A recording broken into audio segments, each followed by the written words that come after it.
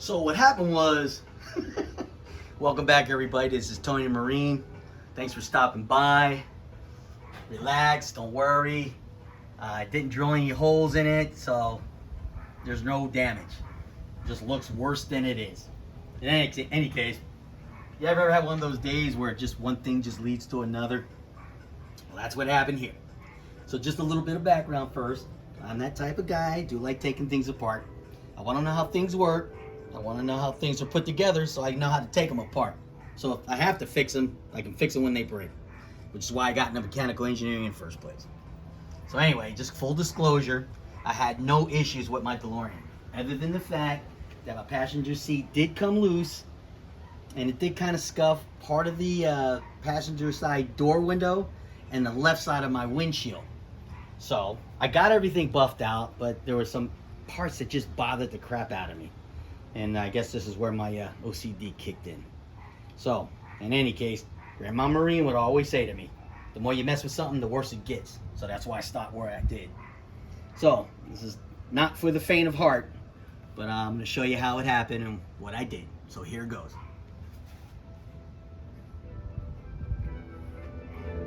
So first off,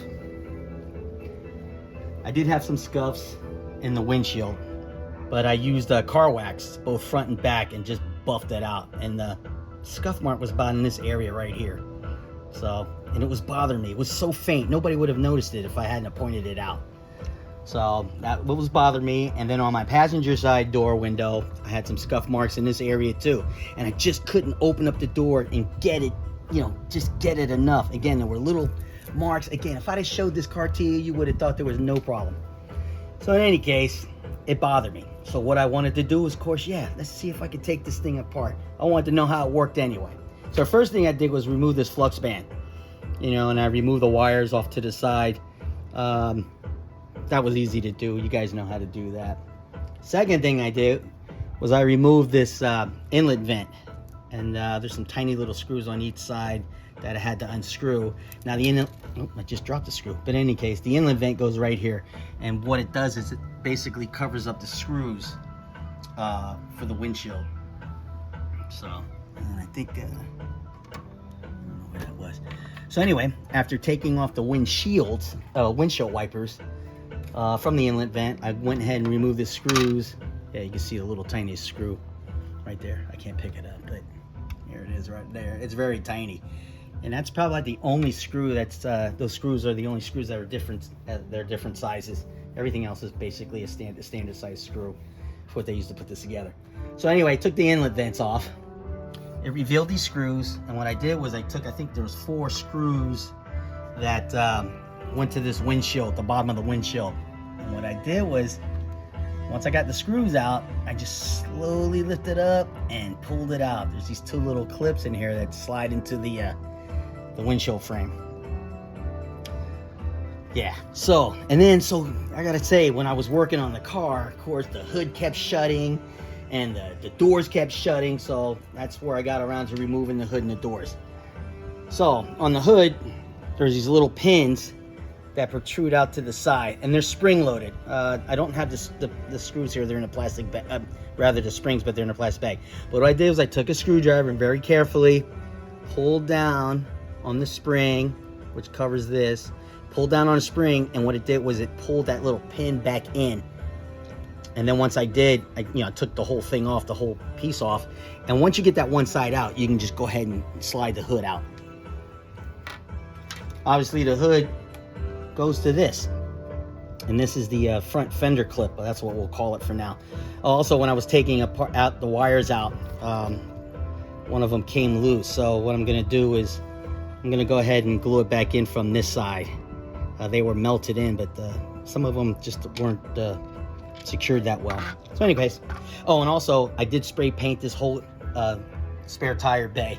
You probably won't be able to tell the difference, but it just looks smoother and just neater for me. I didn't like the fact that it looked like a plastic. I don't like that. Didn't like the plastic look. So anyway, moving along. The inlet vent was gone, the windshield took out, and then I undid the screws for the fender clip that were in here. And you still won't be able to get it out, but you will be able to lift it off. And the reason for that is because the fender clip is attached to the front bumper. So what I did was, once I got all the screws out of this engine bay, I then went to the front of the front bumper, and behind this grill, you have to pull this grill out, and there's these little pins that just slide into there. They reveal 2 screws. You have to take those screws out, and then once you do, then you're able to lift this whole front fender clip out.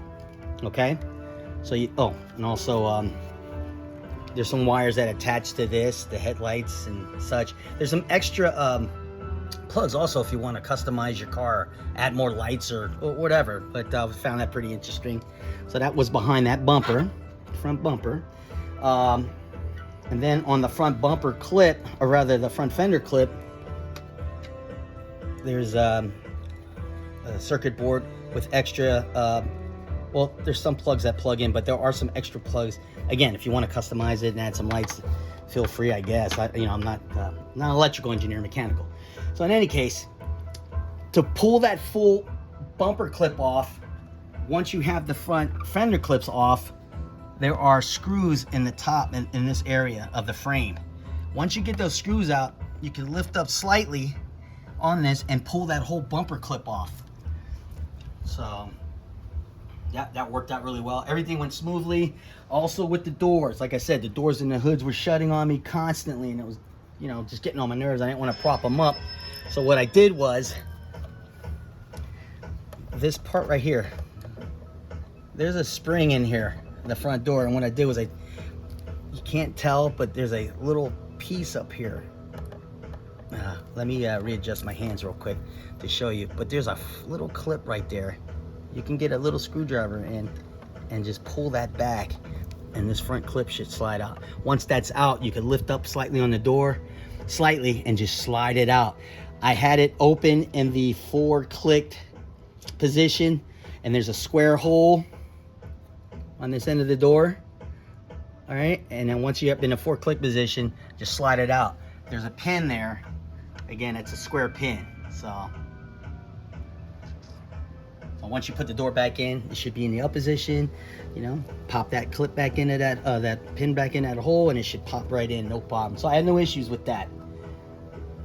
Basically, pretty much, obviously when I had the windshield off, I was able to get to the alarm clock because my hands couldn't fit in there to pull it out when the windshield was on. Of course, I took my Mr. Fusion off.